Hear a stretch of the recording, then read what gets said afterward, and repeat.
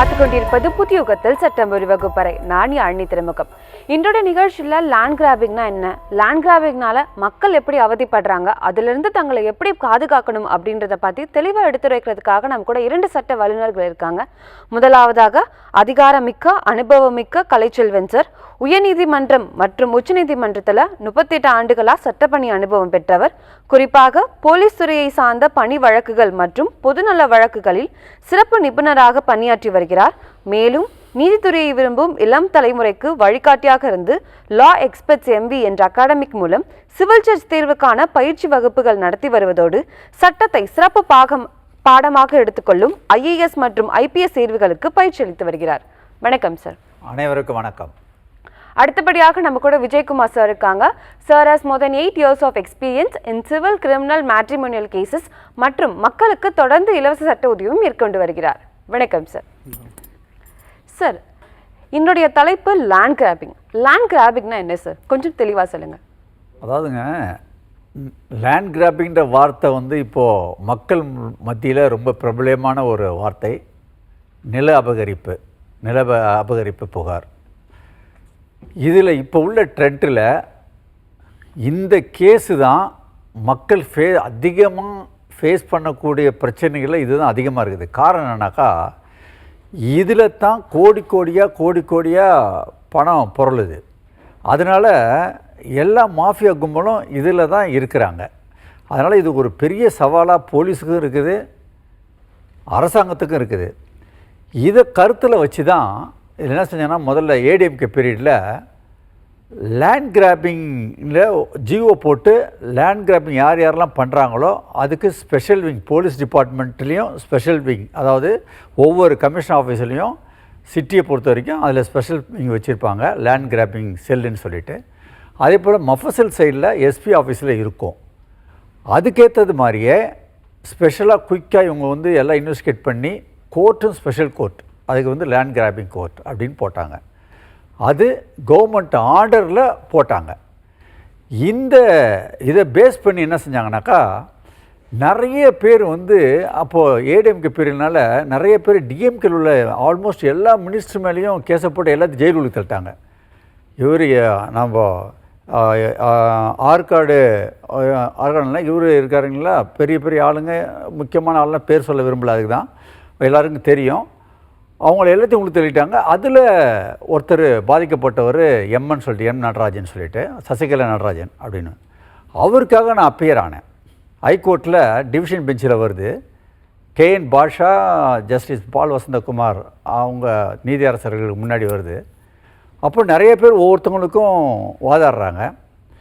அதில் நான் எடுத்த பாயிண்ட் என்னன்னாக்கா, இந்த ஜிஓவில் DMK ரிஜிம் நடந்தது இல்லையா, DMK ஆட்சி, அந்த பீரியடில் வழக்குகள், அந்த பீரியடில் மட்டும் கவரேஜ் பண்ணக்கூடிய புகார்கள் மட்டும் எடுக்கலான்றது மாதிரி டார்கெட் பண்ணி அதில் போட்டிருந்தாங்க.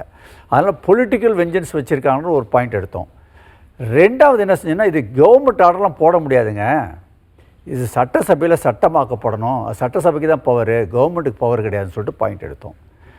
இதில் நான் ஆர்கியூ பண்ண இதில் பேசிக்காக ஸ்டே வந்தது. அதில் எல்லா மினிஸ்டர்ஸ் எல்லாருமே வெளியே வந்துட்டாங்க. ஃபைனல் ஆர்குமெண்ட்டில் எங்களுடைய ஆர்குமெண்ட்டு கரெக்டுன்னு சொல்லிட்டு 2 ஜிஓவையும் குவாஷ் பண்ணிடுறாங்க. அப்போது ADMK கவர்மெண்ட் சுப்ரீம் கோர்ட் போகுது. சுப்ரீம் கோர்ட்லேயும் இது ஜிஓ கவர்மெண்ட் போட முடியாது, சட்டமாக தான் ஆக்கப்படணும்.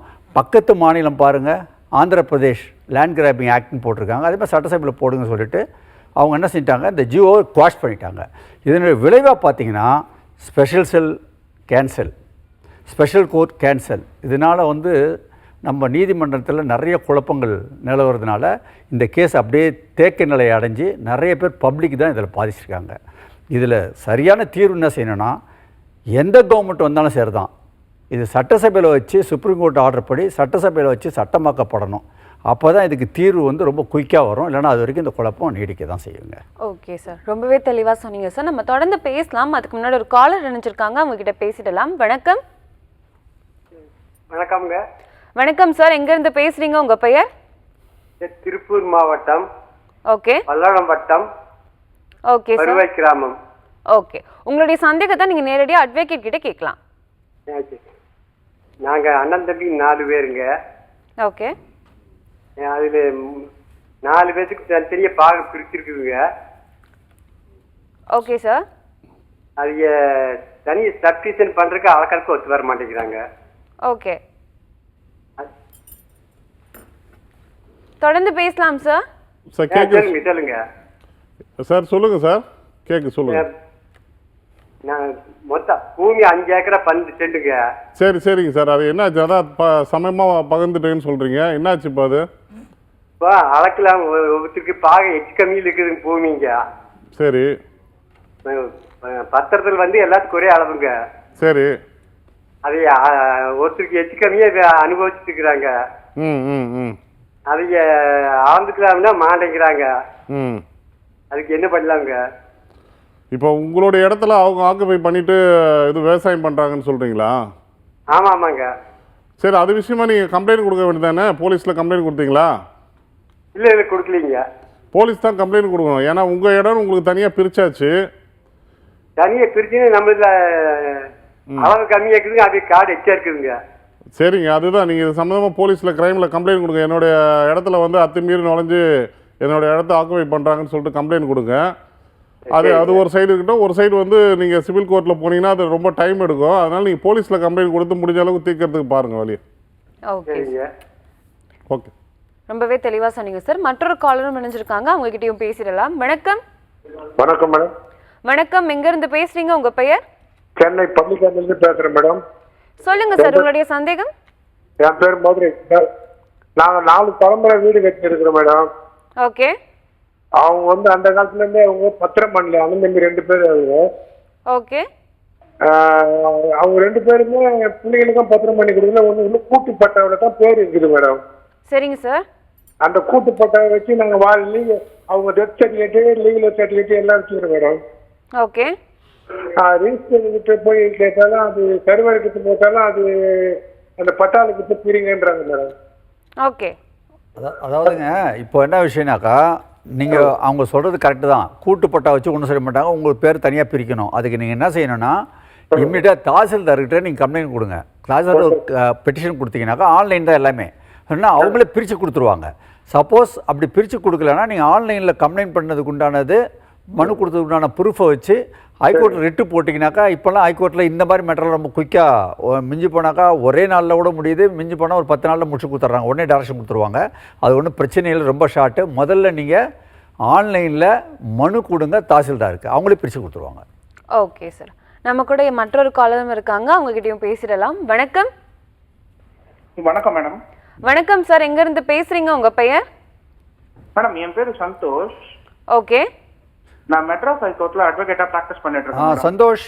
சந்தோஷ் சொல்லுங்க, என்ன பிரச்சனை சொல்லுங்க. சார் ஆக்சுவலி வந்துட்டு என்னோட கிளைண்ட் பேர் வந்து மகேஷ் சார். சரிங்க. அவருக்கு வந்து ஒரு சொத்து இருக்கு. அந்த சொத்து வந்து கேளம்பாக்கம் பஸ் ஸ்டாண்ட்ல கரெக்டா வந்துட்டு உள்ளுக்கு போகும்போது லெஃப்ட் சைடுல ஒரு 1 ஏக்கர் வேக்கன்ட் லேண்ட் இருக்கு. ஓ சூப்பர் சூப்பர். அந்த இடத்த நானும் கூட பார்த்திருக்கேன். சூப்பர். ஆமா. ஆக்சுவலி சார் அந்த இடத்த வந்துட்டு இல்லீகலா வந்துட்டு கணேசன்ன்றவர் லேண்ட் கிராபிங் பண்ணிட்டாரு சார்.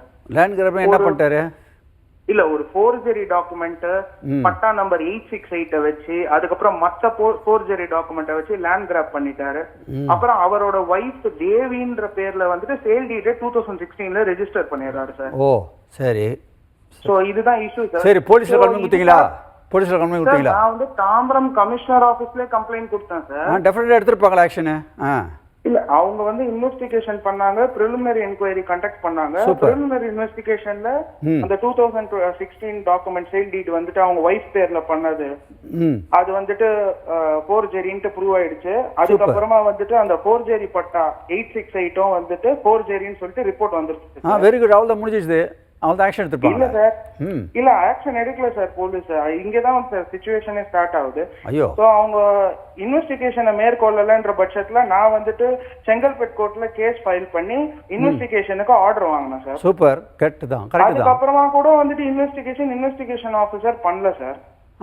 அதுக்கப்புறமா தான் எனக்கு புரிஞ்சுது அத லேண்ட் கிராபிங் பண்ண கணேஷ்ன்றவர் ஒரு ஹேபிச்சுவல் அஃபெண்டர். ஏற்கனவே வந்துட்டு அவர் மேல நிறைய குண்டாஸ் ஆக்ட் இருக்கு. ஐயோ. பிளஸ் வந்து அந்த இன்வெஸ்டிகேஷன் ஆபீசர் அந்த போலீஸ் ஆபீசர் சிவகுமார்ன்றவர் கூட வந்துட்டு அவருக்கு ஹெல்ப் பண்றாரு அப்படின்ட்டு. சோ நான் வந்துட்டு அந்த சிவகுமார்ன்ற போலீஸ் ஆபீசர் மேல கூட நான் வந்துட்டு தாம்பரம் கமிஷனர் ஆபீஸ்ல கம்ப்ளைண்ட் பண்ணேன் சார். என்ன சீரியஸா போதா? சரி. ரொம்ப சீரியஸா போகுது சார். இப்ப இந்த ஆல்ரெடி என்கிட்ட கோர்ட் ஆர்டரும் இருக்கு. இன்வெஸ்டிகேஷன் ஆபீசரும் இந்த மாதிரி ஒரு ஹேபிச்சுவல் அஃபெண்டருக்கு வந்துட்டு சப்போர்ட் பண்றாங்க. எனக்கு இந்த எப்படி இதை இனிமே அணுகிறது, என் கிளைண்ட்டுக்கு என்ன நான் வந்துட்டு அட்வைஸ் கொடுக்கறதுன்னு தெரியாம இருக்குங்க சார். அதாவது சொல்லுங்க. இப்போ நீங்க என்ன விஷயம்னா, உங்களுக்கு உடைய கிளைண்ட்டுடைய பேரு மகேஷ், அவருக்கு உண்டான சொத்து அது. இதை வந்து ஆபிஷியல் அஃபெண்டர் கணேசன்றவர் வந்து லேண்ட் கிராபிங் பண்ணிடுறாரு. டாக்குமெண்ட் 4G டாக்குமெண்ட் மூலயமா 868 மேனுவல் பட்டாவும் 2016 செட்டில்மெண்ட்டும் ஃபோர்ஜரின்ட்டிங்க. அது இன்வெஸ்டிகேஷன் பண்ணி ஆமாம் ஃபோர்ஜரின்னு சொல்லிட்டு ரிப்போர்ட்டும் வந்துருச்சு. ஆனால் ஆக்ஷன் எடுக்காதனால கோர்ட்டுக்கு போயிருக்கீங்க. கோர்ட்டில் நீங்கள் ஆர்டர் வாங்கிட்டீங்க. அப்பவும் கூட ஒரு மூவும் இல்லை. அது காரணம் சிவகுமார் இன்ஸ்பெக்டர்ன்றது தெரிஞ்சு அவர் மேலேயும் நீங்கள் வந்து கமிஷனரை பார்த்து கம்ப்ளைண்ட் கொடுக்குறீங்க. அதுக்கப்புறம் ஒன்றும் பண்ண முடியல, என்ன செய்யணும்னு கேட்குறீங்க, அதானே? எஸ். இப்போ என்ன விஷயம்னா வேற ஒன்றும் இல்லைங்க. இது இப்போ வந்து கமிஷனர் இப்போ மாறி இருக்காருன்னு சொல்லி பழைய கதையாக இருக்கலாம். இப்போ கமிஷனர் மாறி இருக்காரு, அருமையான கமிஷனரு. இது எல்லாம் நடந்த விவரம் ஃபுல்லாக போய் நேராக கமிஷனர் போய் பார்த்து நீங்கள் கொடுத்தீங்கன்னா தாம்பரத்தில் 100% செய்வார். இப்போ உள்ள ஒரு நேர்மையான ஆள். நீங்கள் போய் கொடுங்க. நம்பர் 1 கொடுத்துட்டு அந்த அக்னாலஜ்மெண்ட்டை வச்சு இது எல்லா ஆர்டரும் வச்சு ஹைகோர்ட்டில் டேரெக்டாக 482ல் நீங்கள் டேரக்ஷன் கேளுங்க. இந்த மாதிரி இருந்து கூட எஃப்ஐஆர் போடலை அப்படின்னாக்கா ஹைகோர்ட்டை பார்த்தோன்னா ஆட்டோமேட்டிக்காக செய்வாங்க. அதுக்கு முன்னுக்கு நீங்கள் கமிஷனர் போய் பாருங்கள், நல்லவர் அவர். Okay sir. ஓகே சார், ரொம்ப தேங்க்யூ சார். தேங்க்யூ. ரொம்பவே தெளிவாக சொன்னீங்க சார். சார், அடுத்த கேள்வி என்ன அப்படின்னா, லேண்ட் கிராபிங் அப்படின்ற ஒரு விஷயத்தில் பாதிக்கப்பட்டிருக்காங்க இல்லையா மக்கள், இதில் வந்து சட்டம் எப்படி அவங்கள பாதுகாக்குது மற்றும் உங்களுடைய பர்சனல் எக்ஸ்பீரியன்ஸஸை நீங்கள் கொஞ்சம் சொன்னீங்கன்னா நல்லாயிருக்கும் சார். அதாவதுங்க, மக்கள் வந்து நிறைய இன்றைக்கி வந்து பாதிக்க போகிறதுலேயே இந்த லேண்ட் கிராபிங் விஷயத்தில் தான் நிறைய பாதிக்கிறாங்க. அதில் சட்டம் என்ன சொல்லுதுன்னா, சில விஷயங்களை வந்து இது சிவில்னு சொல்கிறத போலீஸில் போனீங்கன்னா வந்து இது சிவில் மேட்டருங்க, கோர்ட்டில் போய் பார்த்துக்குன்னு சொல்லிட்டு அவங்க கையை கழுவிடுவாங்க. ஆக்சுவலாக அது வந்து கிரிமினல் அஃபென்ஸ் தான். சிவில்ன்றது வந்து சொந்தக்காரங்களுக்குள்ளே சண்டை போட்டுக்கிட்டு அவங்க சொத்தை பிரிக்கிற மேட்டர் தான் சிவிலில் வரும். அடுத்தவங்க உங்கள் சொத்தை வந்து ஆட்டையை போட்டான்னா அது சிவிலில் வரும், அது கிரிமினல் தான் அது. ஸோ அதில் வந்து என்னென்னா போலீஸ் வந்து சரியான நடவடிக்கை இதில் வந்து நிறைய தட்டி கழிச்சு அமைச்சதுனால போலீஸ் வந்துட்டு இவங்களுக்கு வந்து அது ஒரு ப்ளஸ் பாயிண்ட் ஆகிறதுனால எந்த இடம் கிடைச்சாலும் எங்கே காலியாக இருந்தாலும் டக்கு டக்கு டக்குன்னு அதை பிடிச்சி போட்டு அதுக்கு ஒரு டாக்குமெண்ட்டை ரெடி பண்ணி அது மாதிரி பண்ணிடுறாங்க. ஸோ அதனால் பொதுமக்கள் இதில் வந்து ரொம்ப விழிப்புணர்வாக இருக்கணும். என்னென்னா உங்களோட இடம் இருந்துச்சு, காலி இடம் இருக்குன்னா அதை அடிக்கடி நீங்கள் போய் பார்த்துக்கணும், ஈஸி போட்டு பார்க்கணும். இதெல்லாம் வந்து நீங்கள் ரெகுலராக வந்து ஃபாலோ பண்ணிகிட்டே இருக்கணும். ஏன்னா இன்றைக்கி வந்து எதனா ஒரு இடம் காலியாக இருந்தால் இமீடியட்டாக அதில் வந்து கொட்டா போட்டு உட்காந்துடலாமா தான் நிறைய பேர் இருக்கிறாங்க. ஸோ அந்த மாதிரி சூழ்நிலையில் வந்து மக்கள் வந்து ரொம்ப விழிப்புணர்வாக இருக்கணும். ஸோ இது சம்மந்தமாக நீங்கள் கண்டிப்பாக வந்து கிரிமினல் கேஸு யார் இடத்த ஆக்கிரமிப்பு பண்ணாலும் இல்லை போலியாக வந்து பத்திரம் இது பண்ணாலும் எது செஞ்சாலும் இது வந்து போலீஸ் ஆக்ஷன் எடுத்து அவங்க மேலே இமீடியட்டாக கேஸ் ஃபைல் பண்ணி உள்ள தள்ளலாம். இது ஆப்ஷன்ஸ் இருக்குது. அதே மாதிரி இன்னொரு சைடு ஆப்ஷன்ஸ் வந்து கோர்ட்டு மூலியமாகவும் இதுக்கு வந்து தீர்வு காண முடியும். ஸோ போலீஸ் மூலியமாக போனீங்கன்னா உங்களுக்கு விரைவாக வந்து தீர்வு கிடைக்கிறதுக்கு அதிக வாய்ப்பு இருக்குது. ஆனால் அது போலீஸ் வந்து மனசு வச்சு அவங்க செய்யணும். இன்றைக்கி நிறைய இடத்துல என்னென்னா போலீஸ் வந்து இதை வந்து நிறைய இடத்துல தட்டி கழிச்சதுனால எல்லாத்துக்குமே, ஏன்னா இதில் வந்து இந்த லேண்ட் கிராபிங் பண்ணுறதெல்லாம் ஒரு பெரிய பெரிய மாஃபியா கேங்க் தான் இந்த வேலையை பண்ணும். ஸோ அவங்கள்ட்ட ஃபினான்ஷியலாக நிறைய பணம் வச்சுருக்கிறதுனால என்ன பண்ணும், பணத்தாலே எல்லா இடத்துலையும் போகிற இடம்லாம் நீங்கள் போய் கலெக்டர் ஆஃபீஸில் கம்ப்ளைண்ட் கொடுத்தாலும் சரி, தாசில்தார் ஆஃபீஸில் இல்லை ஆர்டிஓட போய் சொன்னாலும் சரி, எங்கே போனாலும் இந்த பணத்தை வச்சு அவங்க எல்லாத்தையுமே வந்து க்ளோஸ் பண்ணிவிட்டு அவங்க சைடு சாதகமாக எல்லாத்தையும் எடுத்துகிட்டு போகிறாங்க. ஸோ இதனால் பொதுமக்கள் நிறைய விதத்தில் ரொம்ப பாதிக்கப்பட்டாங்க. ஏழ்மையான இருக்க மக்கள்லாம் என்ன பண்ணுவாங்க, ஒரு சின்ன இடம் வச்சுருப்பாங்க, அதை போய் பிடிச்சிட்டு உட்காந்துருப்பாங்க. ஸோ அவங்க எவ்வளோ செலவு பண்ணுவாங்க, எவ்வளோ தான் இது பண்ண முடியும். ஸோ அதனால் அவங்களால கோர்ட்டில் போய் செலவு பண்ணி அட்வொகேட் ஃபீஸ் கொடுத்துட்டு கோர்ட்டில் போயிட்டு ஃபீஸ் கட்டிக்கிட்டு இந்த மாதிரிலாம் நிறைய பிரச்சனை இருக்கும்போது போலீஸ் தான் அவங்களுக்கு வந்து உதவி பண்ணி இதுலேருந்து அவங்களுக்கு தீர்வு காண்றது. அதனால் போலீஸு கரெக்டாக இருந்துச்சுன்னா மேக்ஸிமம் இந்த லேண்ட் கிராபிங் கொஞ்சம் கம்மியாகும். நம்ம தொடர்ந்து பேசுறதுக்கு முன்னாடி ஒரு காலர் இணைஞ்சிருக்காங்க, அவங்க கிட்ட பேசிடலாம். வணக்கம். வணக்கம் மேடம். வணக்கம் சார், எங்க இருந்து பேசுறீங்க, உங்க பெயர்? மேடம், காஞ்சிபுரம் மாவட்டம் Sriperumbudur taluka Kunnam village madam. Okay sir, உங்களுடைய சந்தேகத்தை நீங்க நேரடியா அட்வொகேட் கிட்ட கேட்கலாம். சரி மேடம். மேடம் வணக்கம், சொல்லுங்க சார். சார், நான் குன்னம் கிராமம் சார், காஞ்சிபுரம் மாவட்டம். சரிங்க. Sriperumbudur taluka Kunnam village sir. சரி சரி. இங்க 1960 அம்மா பேர்ல பத்திரம் ஒன்று ரிலீஸ் பண்ணியிருந்தாங்க சார். சரிங்க. அம்மா பேர்ல பத்திரம் ரிஜிஸ்டர் பண்ணி வச்சிருந்தாங்களா? வச்சிருந்தாங்க சார். சரி. அவங்களுக்கு தெரியாது, எழுத படிக்க தெரியல அவங்களுக்கு. எனக்கு 62 வயசு ஆகுது, அம்மாவுக்கு 87 வயசு ஆகுது சார். சரி. இதை நாங்க ஈஸி போட்டு அதை போட்டு ஒரு 5 வருஷமா அவங்கள ட்ரை பண்றோம். கலெக்டர் ஆஃபீஸ்ல தள்ளுபடி பண்றாங்க, கோர்ட்ல போய் பாத்துக்கின்றாங்க. நீங்க எவ்வளவு நாளா எங்க போய் நீங்கன்றாங்க, எங்களுக்கு பத்திரம் இருந்ததே தெரியாது. சரி சரி சரி. அப்புறம் யூடிஆர் மாத்தி பயிர் வச்சு வித்துட்டாங்க பங்காளிங்க, அம்மாவோட அண்ணன் தம்பிங்க, சித்தப்பா மக பெரியப்பா மக. அவங்க ஏமாத்தி வித்துட்டாங்களா? வித்துட்டாங்க. இப்போ யார் அனுபவிச்சுட்டு இருக்கிறா இடத்த? இத வந்து பனையூர்ல ஒரு மாபியா கும்பல. சரிங்க. பனையூர்ல திவ்யா குமார்ட்டு அந்த அம்மா போலீஸ் விசாரணையில ஒத்துக்கினாங்க. இது மாதிரி நாங்க வந்து அட்வான்ஸ் பண்றோம், சமரசமா போறேன்ட்டு பேசிக்கின்னு 1.5 லட்சம் செட்டில் பண்ணிட்டு அது சென்ட் 3 லட்சம் போது ஜேபிஆர் காலேஜ் பேக் சைடு இடம் கரெக்டா. சரி சரிங்க. சரி. இத பாத்தீங்கன்னா அவங்க அபகரிக்க பாக்குறாங்க, எங்களால ஒன்னும் பண்ண முடியல அவங்கள எடுத்து. ஏன் சார் ஒன்றும் பண்ண முடியல? ஏன் போலீஸ்ல கம்ப்ளைண்ட் கொடுத்தா எதுவும் எடுக்கலையா? அவங்க ஸ்டெப் எடுக்கலையா? அவங்க கிட்ட சொல்லிடுறாங்க சார், நான் சமரசமா போயிடுறேன், அவங்களுக்கு செட்டில் பண்ணிடுறேன்ட்டு. செட்டில் பண்ணிடுறேன்னு அவங்க எப்படி அங்கே வந்துட்டு இது பண்ண? அது போலீஸ் வந்து அவங்க மேலே, அதாவது அங்கே செட்டில் பண்ணுறது 2வது பிரச்சனை. உங்கள் இடத்த அபகரிச்சிருக்காங்க, அவங்க மேலே கேஸ் ஃபைல் பண்ணி அவங்கள எஃப்ஐஆர் ஃபைல் பண்ணி உள்ள தள்ளணுமே, ஏன் பண்ணல போலீஸு? எஃப்ஐஆர் போடல சார். சரி, அது சம்மந்தமாக நீங்கள் எதனா கோர்ட்டில் போய் டைரக்ஷன் எதனா எஸ்பிக்கு லெட்டர் எழுதுனீங்களா? எஸ்பிக்கு கொடுத்து எல்லா டீட்டெயிலும் வச்சிருக்கேன். சரி, கோர்ட்டுக்கு போனீங்களா? எஸ்பி கொடுத்தீங்களா? இல்லையா? வசதி இல்லையா, 1 லட்சம் ரூபாய் கேட்குறாங்க ஒரு அம்மா செங்கல்பட்டுல. சரி, அதனால நாங்க வந்துட்டோம். இல்லைங்க, அதாவது அதை விட்டுருங்க அந்த சப்ஜெக்ட். இப்போ போலீஸ்ல எஸ்பி கொடுத்தீங்களா இல்லையா? எஸ்பில கொடுத்ததெல்லாம் இருக்குது ஐயா. எஸ்பிட்ட கொடுத்து அவங்க என்ன இது வேணா இது கொடுத்தாங்களா? ரிப்ளை கொடுத்தாங்களா? அவங்க சும்மா இது மாதிரி விசாரணை பண்ணி சமரசமா போங்க, சமரசமா போய். சரி, அது விஷயமா நீங்க ஒன்றும் இல்லைங்க. இந்த நீங்க வந்து ஜுடிஷியல் கோர்ட்ல போயிட்டு நீங்க இது மாதிரி இந்த இதுக்கு ஆக்ஷன் எடுங்கன்னு சொல்லிட்டு அதுக்கெல்லாம் வந்து கம்மியாக தான் செலவாகும், ரொம்பலாம் செலவாகாது. நீங்க இந்த எஃப்ஐஆர் ஃபைல் பண்றதுக்கு டைரக்ஷன் கேளுங்க கோர்ட்ல, அதுக்கெல்லாம் ரொம்ப செலவுலாம் ஆகாது. அவங்க மேலே எஃப்ஐஆர் விழுந்தாலே ஆட்டோமேட்டிக்காக அவங்க வந்து உங்களுக்கு செட்டில்மெண்ட் வந்து கண்டிப்பாக உங்களுக்கு பண்ணுறதுக்கு உங்களுக்கு இதாக இருக்கும், யூஸ்ஃபுல்லாக இருக்கும்.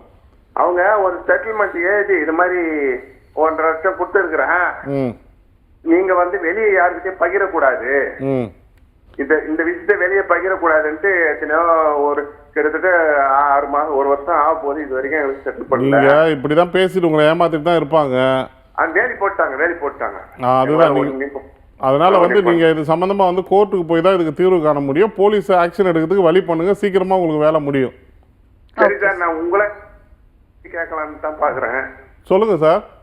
அதான் நீங்க கோர்ட்ல இந்த ஆர்டர் வாங்கி கொடுங்கன்னா நாங்க அது பண்றோம் செலவு. சரிங்க சார், பண்ணிக்கலாம் சார். நீங்க அதுக்கப்புறம் நிகழ்ச்சி முடிஞ்சதும் நீங்க இது பண்ணுங்க, இங்க கேளுங்க, இங்க கான்டாக்ட் பண்ணுங்க, அவங்க நம்பர் கொடுப்பாங்க, பண்ணிக்கலாம் சார். சரிங்களா? ஓகே சார், நன்றி சார், நன்றி. தேங்க்யூ. ஓகே சார், ரொம்பவே தெளிவா சொன்னீங்க சார்.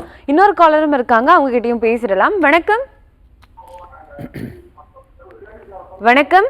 Hello sir. வணக்கம் சார். வணக்கம் மேடம். வணக்கம் சார். நீங்க தொடர்ந்து பேசுறதுக்கு முன்னாடி உங்க டிவி வால்யூமை கம்மி பண்ணிட்டு பேசினா நல்லா இருக்கும். சரி மேடம். சொல்லுங்க சார், உங்களுடைய பெயர், எங்க இருந்து பேசுறீங்க? மேடம், நான் திருப்பூர் மாவட்டம். ஓகே. கலைச்செல்வம் சார் கிட்ட பேசணும் மேடம். ஓகே சார், உங்களுடைய சந்தேகத்தை நீங்க நேரடியா அட்வொகேட் கிட்ட கேட்கலாம். ஐயா, திருப்பூர் மாவட்டத்தில் இருக்கீங்களா?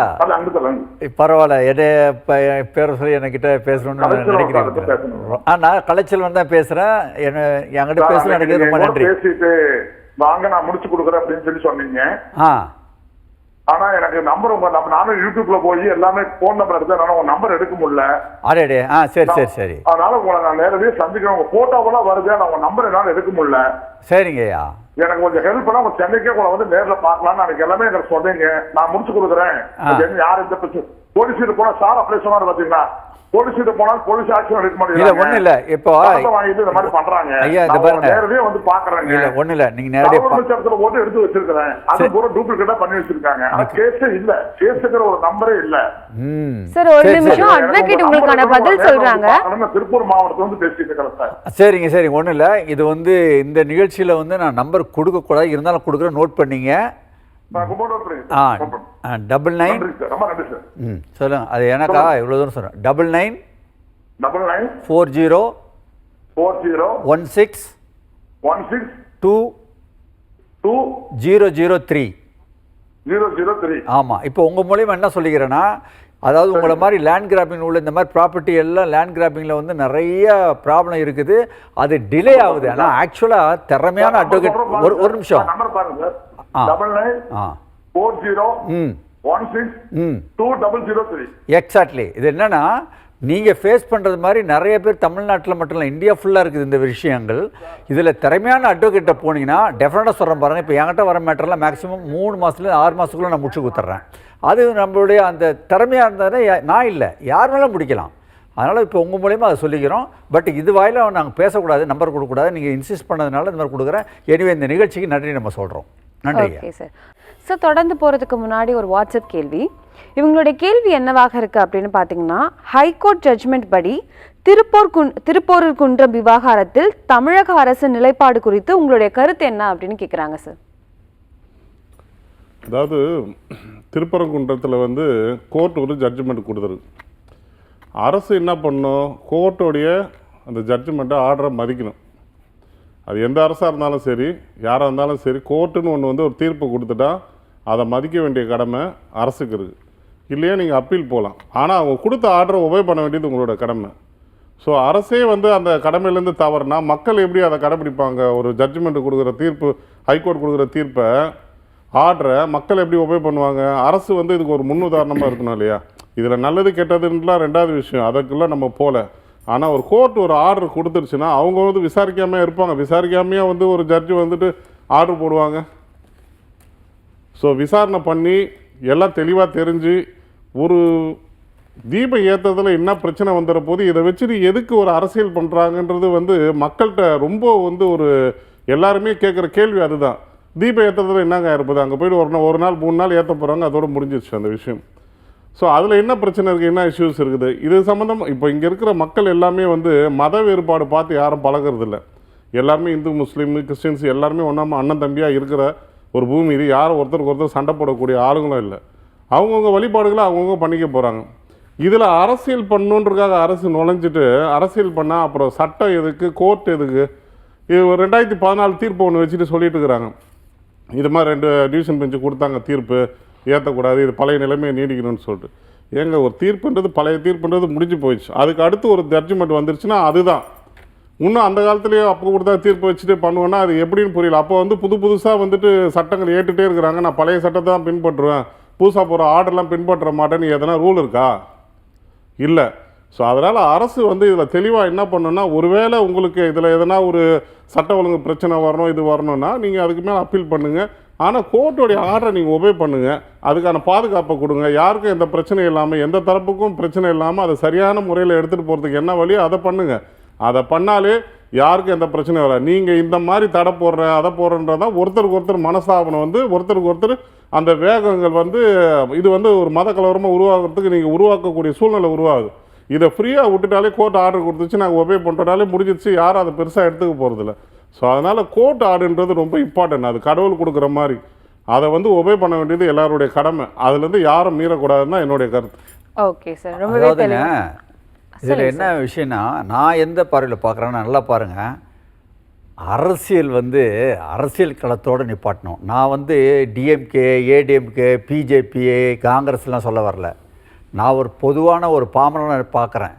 இதில் என்ன விஷயம்னா, அரசியல் பண்ணுறீங்களா, தனி களத்தில் உங்கள் தனியாக வச்சுங்க.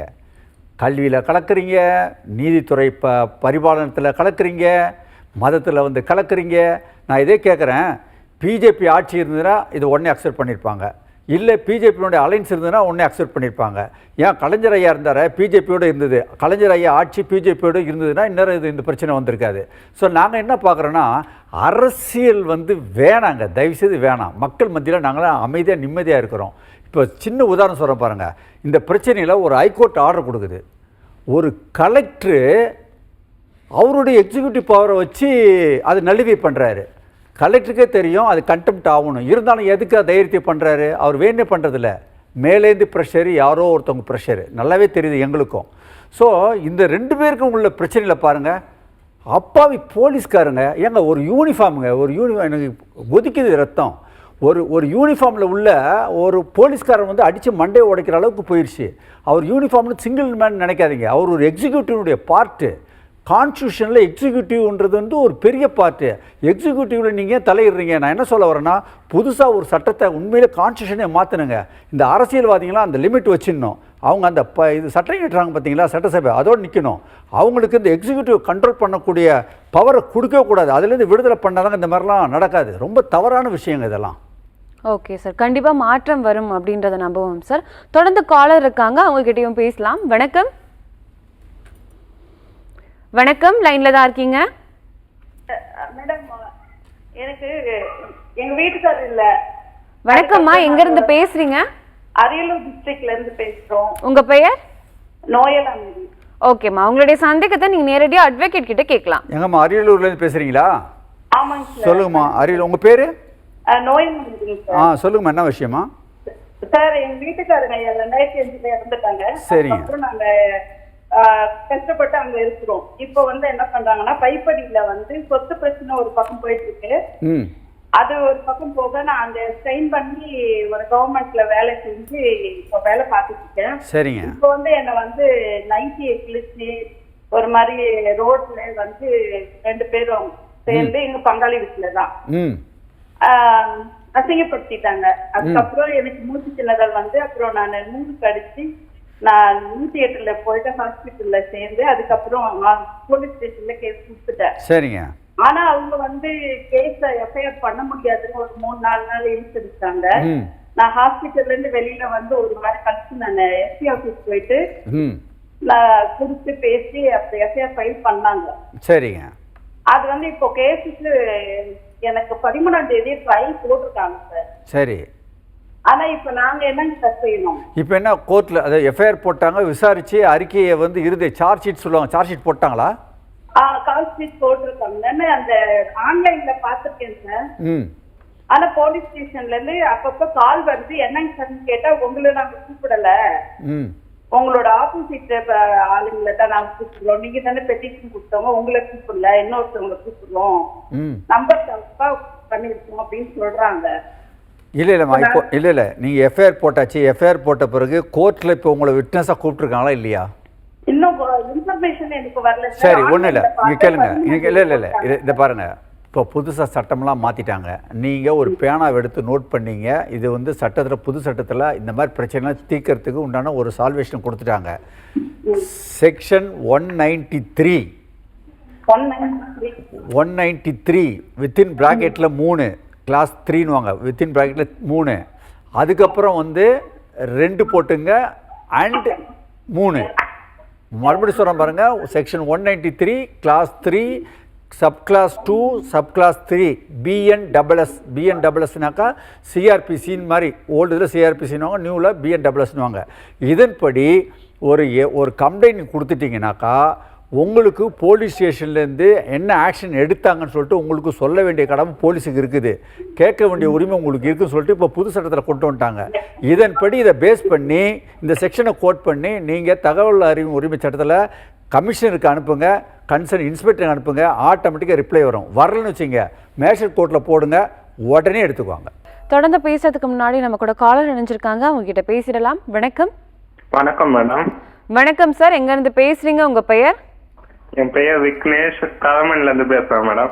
சொல்லுங்க சார், உங்களுக்கான சந்தேகம். சார், எங்க அம்மாவோட அத்தா சொத்து ஒண்ணு. ஓகே. அவங்க தீர்னாங்க, பிறவையில தீர்னாங்க. ஓகே. அவங்களுக்கு அவங்க அப்பா ஒரு சொத்தை எழுதி கொடுத்துருக்காங்க, அவங்க திருநங்கையா பிறந்ததுனால. ஓகே. அந்த சொத்து இப்ப அவங்க அண்ணன் பையனுக்கே எழுதி கொடுத்துட்டாங்க, உயில் எழுதிட்டாங்கன்னு சொல்றாங்க. அந்த உயில் செல்லுமா இல்ல நாங்க அதை கம்ப்ளைண்ட் கொடுத்து அந்த சொத்தை மீட்க முடியுமா? ஓகே சார், உங்களுடைய சந்தேகத்துக்கு வழக்கறிஞர் பதில் சொல்லுவாங்க. சொல்லுங்க சார். இப்போ சொத்து அந்த அம்மா பேர்ல தானே இருக்கு? ஆமா, அந்த அம்மா பேர்ல தான் இருக்கு. அவங்க பேர்ல இருந்து அவங்க பில்லு எழுதுனாங்கன்னா கண்டிப்பா செல்லுபடி ஆகும் சார்.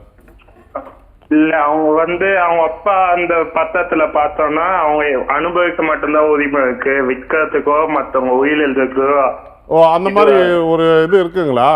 ஆமா, அவர் எழுதி இருக்காது, அவங்க அப்பா எழுதி கொடுக்கும் போது. சரி சரி சரி. அதுக்கப்புறம் வேற என்ன டீடைல்ஸ் அதுல இருக்கு சார்? அதுதான் சார், அவங்க திருநங்கையா பிறந்ததுனால இதுல இருந்து இல்ல அவங்க அப்பா கூட, நீங்க சொல்றது புரியுது, அவங்க அப்பா கொடுத்திருக்காரு. நீ வந்து அனுபவிக்கலாம் விற்க முடியாதுன்ற மாதிரி தானே கொடுத்துருக்காங்க. ஆமா, அப்படி மென்ஷன் பண்ணியிருக்காது. ஆனா அவங்க இப்ப வந்து அதை உயில் எழுதியிருக்காங்க. சரிங்க, இப்போ உயில் எழுதிட்டு இல்லைன்னா அதுக்கு அப்பீல் பண்ணலாமா? இல்லை, உயில் எழுதுனா இப்போ அது செல்லுபடி ஆகாது. அவங்க வந்துட்டு இப்போ அந்த இது இருக்கும் போதே உங்களுக்கு வந்து அவர் கொடுத்துட்ருக்காங்க இல்லையா, அப்போ அந்த இது வேர்டு வந்துட்டாலே வந்து அது செல்லுபடி ஆகுது. அவங்க எழுதினாலும் யூஸ், அவங்க இருக்கிற வரைக்கும் அவங்க தான் அனுபவிக்க முடியும். அவங்களுக்கு அப்புறம், அதாவது அவங்களுக்கு அப்புறம் என்னன்றது அதில் என்ன கொடுத்துருக்காங்கன்றது டாக்குமெண்ட் பார்த்தா தான் தெரியும் நமக்கு. இப்போ இவங்களுக்கு அப்புறம் வாரிசுகள் தான் வாரிசு அனுபவிக்கலான்றாங்க இல்லையா, அதனால அவங்க வந்து எனக்கு திருநங்கை ஏற்கனவே எனக்கு வாரிசுதாரம் இல்லாதனால இவருக்கு நான் எழுதி கொடுக்குறேன்ற முறையில் அவங்க பண்ணலாம். அவங்களுக்கு அப்புறம் அவங்க கொடுக்கலாம். அது இல்ல, அவங்க இப்ப உயிரோட தான் இருக்காங்க, இப்பயே எழுதிட்டாங்க. அதுதான் அதை போட்டிருக்காங்க இல்லையா, இவங்களுக்கு அப்புறம் வந்து அவங்க வாரிசு அனுபவிக்கலான்னு போட்டிருக்காங்க இல்லையா, அவங்க தத்தெடுத்த மாதிரி கூட எழுதி கொடுப்பாங்க. அவங்க நான் பையனா தத்தெடுத்துக்கிட்டேன் அப்படின்ற மாதிரி அவங்க கொடுக்கலாம். சார் அதாவது இப்போ உங்கள் பிரச்சனை என்னன்னாக்கா, உயில் வந்து யாருக்கு திருநங்கைக்கு சார்பாக உயிர் எழுதி வச்சிருக்காங்களா? அந்த அந்த வருமானத்துல சாப்பிட்டுக்கலாம் எழுதி கொடுத்தது யாருங்க? அப்படின்னு எழுதி கொடுத்தது யாரு? அவங்க அப்பா எழுதி கொடுத்தாரு. இப்போ நான் சொல்றேன்னா நல்லா கேட்டுங்க, உயில்ல என்ன கண்டிஷன் சொல்லியிருக்காங்களோ அது மட்டும்தான் நடக்கணும். அதுக்கு மீறி நடக்கிறதெல்லாம் செல்லாது. இது நம்பர் 1. நம்பர் 2, அந்த திருநங்கைக்கு அனுபவ பாத்தியம் மட்டும்தான் கொடுத்துருக்காங்க, அதை அனுபவிச்சுக்கலான்றவுடைய விற்கக்கூடிய உரிமை கொடுக்கலன்னு சொல்லும்போது அவங்க விற்க முடியாது, விற்றா அது செல்லாது. நல்லா தெரிஞ்சுங்க. 2வது, நீங்கள் சொல்கிற மாதிரி உயிரை பற்றி நான் கரெக்டாக புரிஞ்சுக்கிட்டேனாக்கா, இவங்க காலம் வரைக்கும் அனுபவிச்சுக்கலாம் ஜாலியாக, முடிஞ்ச பிறகு ஆட்டோமேட்டிக்காக சட்டப்படி அது வாரிசுக்கு பிரிஞ்சிடும். இதுதான் உண்மை. ரைட், ஓகே ஓகே சார், ரொம்பவே தெளிவாக சொன்னீங்க. மற்றொரு காலரும் இருக்காங்க, அவங்க கிட்டயும் பேசிடலாம். வணக்கம். வணக்கம். வணக்கம் வணக்கம். எங்கேருந்து பேசுகிறீங்க? உங்கள் பெயர்? நாங்கள் ஒரத்தநாடுலேருந்து இருக்கோம். ஓகே, உங்களுடைய சந்தேகத்தை நீங்கள் நேரடியாக அட்வொகேட் கிட்டே கேட்கலாம். சார் எங்கேருந்து பேசுகிறீங்க? ஒரத்தநாடுங்களா? ஆமாம் ஆமாம். பேர் சார்? மேடம் சார், இது சார் சொல்லுங்க சார். நான் வந்து சார் ஒரு சில கடன் வாங்கிட்டேன். சரிங்கய்யா. அதுக்கு வந்து பட்டா பாஸ் கொடுத்துருந்தேன். சரி, பட்டா ஓப்பன் டாக்குமெண்ட் கையெழுத்து போடுங்க. சரி, பட்டா என்ன செஞ்சீங்க? பட்டா பாஸ்புக்கு பத்திரம் இல்லை, பட்டா பாஸ்புக் பட்டா. சரி. அவங்க வந்து அதை வச்சுக்கிட்டு கோர்ட்ல போட்டு ஜெயிச்சிட்டாங்க. சரி. ஆனா அந்த இது என்னாச்சுன்னா, அதுல வந்து நாங்க 3 பேர் கூட்டுல இருக்கிறோம். சரி. என் பேர்ல மட்டும் போட்டு ஜெயிச்சிட்டாங்க. சரி. இப்போ வந்து என்னன்னா, அது ஜெயிச்சு உள்ள வர முடியல, பட்டா மாத்த முடியல. சரி. இப்ப நான் பொசிஷனை எடுக்கணும். சரிங்க. நான் என்ன பண்ணணும் அதுக்கு? இப்போ ஒன்றும் இல்லை, இப்போ தீர்ப்பு வந்து உங்களுக்கு சாதகமாக இருக்குதா இல்லை எது? இல்லை, எனக்கு சாதகமாக இல்லை, எனக்கு எகென்ஸ்டாக இருக்கு. உங்களுக்கு அகென்ஸ்டாக இருக்குல்ல, உங்களுக்கு அகென்ஸ்டாக இருக்கும்போது நீங்கள் உள்ளுக்கு போக முடியாது. நல்லா தெரிஞ்சுங்க.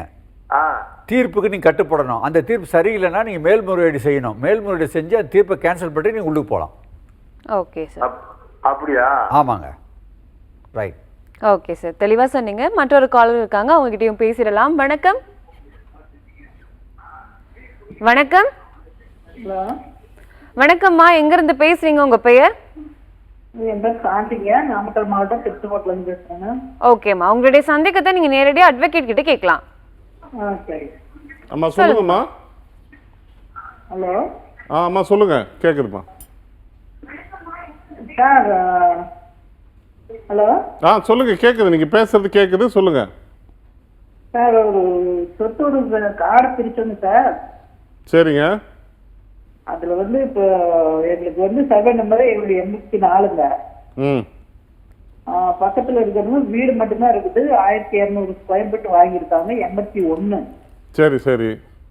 இப்ப 81ல இருந்தது வீடு வாங்கினது அவங்களுக்கு கரெக்டா இருக்கு. எங்களுக்கு காடு பிரிச்சது வந்து நாங்க வாங்கி 2022 வாங்கினது. பிரிச்சது வந்து அதுக்கு கூட்டு பட்டாவா இருந்ததுங்க. சேர்ந்து கலந்து இப்ப பிரிச்சுக்கலாம் கோர்ட்ல போட்டிருக்கோம். கலர் உடச்சி போட்டிருக்கிறோம். போட்டிருக்கீங்களா? சரி. ஆமாங்க, கோர்ட்ல இப்ப போட்டிருக்குது. வாய்தா போயிட்டு இருக்கிறோம். பையன் வெளிநாட்டுல இருக்கிறாங்க, வேலைக்கு போனா வெளிநாட்டுக்கு. ஆமா, இல்லாதனால கொஞ்சம் நிக்குது. இப்போ வாய்தா போன வாரம் கூட போயிட்டு இருந்தாங்க, அடுத்த வாரம் போட்டிருக்காங்க. அதுக்குள்ள இந்த பக்கத்து வீட்டுக்கார இப்ப வந்து 81ல வந்து கொஞ்சம் எங்களுக்கு 84க்கும் 81க்கும் இடையில கொஞ்சம் காலி இடம் இருக்குதுங்க. சரி சரி. அது பூர்வீகமா நாங்க பங்காளி விடுந்து நாங்க காடு பிரிக்காட்டி ஒரு ஆள் தான் புழங்கிட்டு வந்தோம்.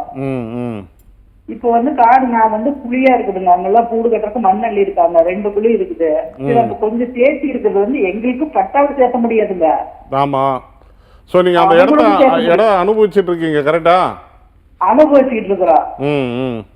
அந்த அனுபவிச்சத இப்ப யாரோ அவங்களுக்கு சொல்லிட்டாங்க, அந்த வீட்டுக்காரங்களுக்கு ஒரு நாள் முடிஞ்சா எடுத்துக்காது, சும்மா கிடக்குறது அவங்களுக்கு சேர்க்க முடியாது அப்படின்னு சொல்லி அவன்கிட்ட தூண்டி விட்டாங்க. இப்ப வந்து இது பண்ணி 2-3 கூட்டி அந்த இடத்த அவரும் எடுக்க முடியாது, நீங்களும் எடுக்க முடியாது, நீங்க அனுபவிச்சுட்டு வந்தீங்க முடியாது. ஏன்னா மணியாரு இவங்கெல்லாம் வந்து அளக்குறவங்க சர்வேஸ்ல வந்து அளந்துட்டு போயிட்டாங்க. அளந்துட்டு இவ்வளவு வருதுன்னு என்கிட்ட சொல்லிட்டு போயிட்டாங்க. எத்தனை வருஷமா அங்க இருந்திருக்கீங்க? என்னங்க எத்தனை வருஷமா நீங்க அதை அனுபவிச்சுட்டு இருக்கீங்க? நாங்க வாங்கி 22-25. சரி, நீங்க அது சம்பந்தமா அரசுகிட்ட எதனா எங்களுக்கு இந்த இடம் பட்டா பண்ணி கொடுங்கன்னு எதனா கேட்டீங்களா? அந்த இடம் வந்து என்ன மாதிரியான இடம் அது? ஓடபர்பக்ல. சரி. ஸோ நீங்க அனுபவ பாத்தியத்தை நீங்க இது பண்ணிட்டு அரசுகிட்ட வேணா நீங்க எழுதி கேளுங்க கலெக்டர் ஆபீஸ்ல. இவர் வந்து எடுக்க முடியாது, உங்க இடத்துல அவங்க புடுங்க முடியாது. உங்களுக்கு வேணும்னா நீங்க அதை எழுதி கேட்கலாம், உங்களுக்கு அப்ரூவல் ஆச்சுன்னா அந்த இடத்த நீங்க அனுபவிச்சுக்கலாம். ஏமா இப்போ நீங்க அந்த அரசாங்க இடம் வந்து ஓட பெரும்போக்குன்னு இருக்குதா? இல்ல சொன்னாங்க மணியார் வந்து எங்களுக்கு பஞ்சாயத்துங்க. இருங்க நல்லா கேட்டுங்க. ஓடை புறம்போக்குனா சத்தியமா கடவுளே கேட்டா கூட கிடைக்காது. ஏன்னா சுப்ரீம் கோர்ட்டில் 2006 சொல்லிட்டான், நீர்நிலைகள் பகுதியெல்லாம் யாருக்குமே பட்டா போட்டு கொடுக்கறதுக்கு கவர்மெண்ட்டுக்கே அதிகாரம் இல்லைன்னு சொல்லிட்டு 2006 கதையை முடிச்சிட்டானுங்க. அதனால் கடவுளுக்கே கிடைக்காது. ஓடை புறம்போக்கு இருக்கும் பட்சத்தில் யாருக்குமே கிடைக்காதுங்க, உரிமை கிடைக்காது, அவங்க சொந்தமாக.